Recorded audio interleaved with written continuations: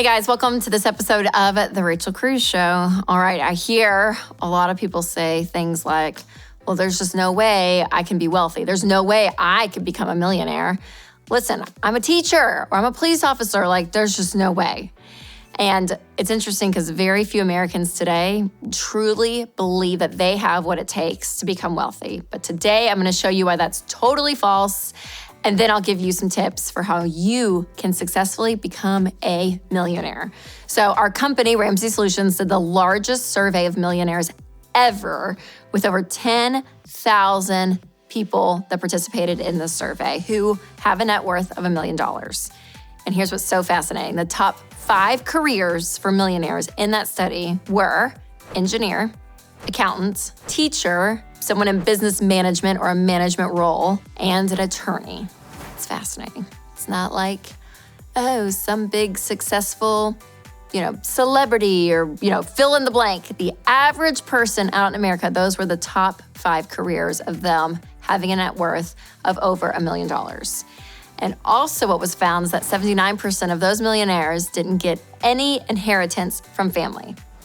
So over 10,000 millionaires said, yep, 8 out of 10 of them said they got nothing from family. So that kind of proves the whole, you have to be born into a rich family in order to become wealthy. Not true for 8 out of 10 of those people. It's fascinating. Okay, so let's look at a few examples of how anyone out there, can really retire a millionaire. So the median household income in the US today is around $67,000. So let's say you invested 15% of your income into retirement vehicles like a Roth 401k or a Roth IRA starting at age 30 until the typical age of retirement around 67. That means you'll be investing $10,000 every single year. And with the annual rate of return being 12%, which I know is not 12% now, but on average, that's what you can get overall, you will have over $6.8 million by the time you retire. And what if I was half wrong? What if I was half wrong? Still not too shabby. And even if your income or again, the annual rate of return were less, and even if you started later than 30, you can still mathematically end up a millionaire by continuing to invest at least 15% of your income into retirement in things like good growth stock mutual funds. So here are other things that just regular people who have built wealth and become millionaires, here are habits that they have in their life that let them to continue to build wealth and keep it. They understand that their income is their largest wealth building tool. So no weird, trendy investment strategies or, if I put my money here. So that means when your income comes in, you have your income and you get to decide what to do with it and where it goes. So you can give it, you can spend it, you can invest it.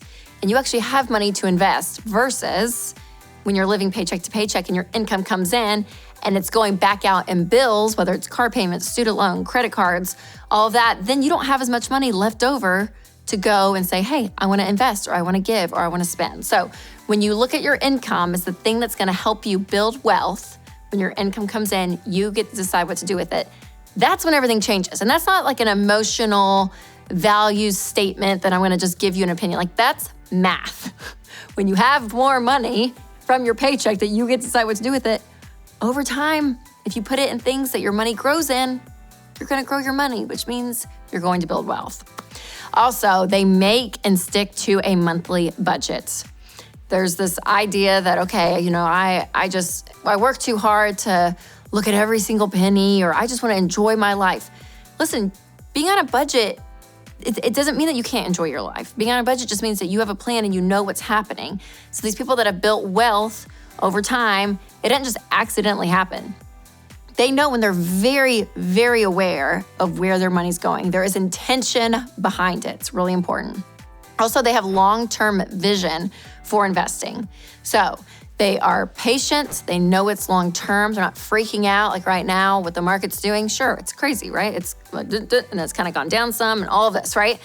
But when you're investing for the long term, okay, so it's going to do this maybe for a year or two, but I'm not worried about right now. I'm looking way ahead. I'm looking out there in the future. When that's your mindset, you don't make fear-based decisions.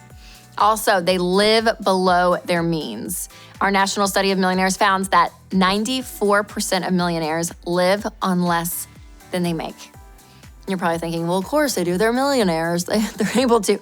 They had that habit. That's what allowed them to become millionaires. When you live above your means and you spend more than what you make, you don't have the margin to go and invest. But when you live below your means and you're able to save and invest, that is how they and you can build wealth. Also, they do not take money out of their 401k until it's time to retire.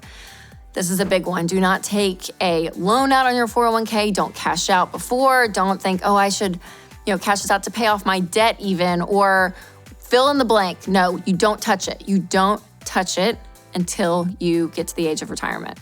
Also, they stay away from get-rich-quick schemes.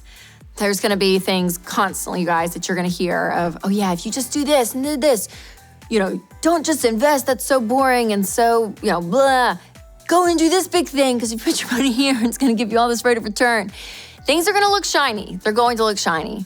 But I'm telling you, be consistent and don't, all the flashy stuff, don't go and just say, oh yeah, that looks exciting over there. Stay consistent. Stay consistent.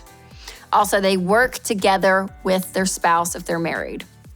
This is a big thing to say, okay, long-term, we are one team. We are going to build our life together, and that includes our money.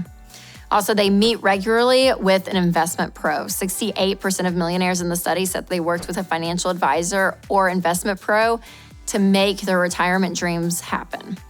And I love this. Anytime there's anything complicated when it comes to personal finance or kind of intimidating, and again, this could be insurance, this could be taxes, this could be investing, have someone in your corner who knows this stuff in and out, okay? These people, they study it, they know what's best, and if they follow Ramsey Solutions and our principles, they're gonna know how to help you long-term. And so this is really key to have someone in your corner, again, who breathes this stuff in and day out. So I just hope this gives you some encouragement that you can retire a millionaire by being intentional. You don't have to win the lottery or anything like that. Anyone can become a millionaire, including you. It's gonna take time. It's not gonna happen overnight. It's steady, steady, steady. But the more consistent you are, you guys, again, mathematically, it pans out for you. And so that's why I'm so huge on the baby steps and getting you, wanting you to be out of debt and having a fully funded emergency fund so that way you can invest 15% of your income into retirement. And if you want to learn more about all of this, you can check out my dad, Dave Ramsey, his new book, Baby Steps Millionaires. It's amazing. I will leave a link in the show notes for you. I love books. I love to read, and getting your hands on something that actually can help your life is everything. So remember, you guys, make sure to take control of your money and create a life you love.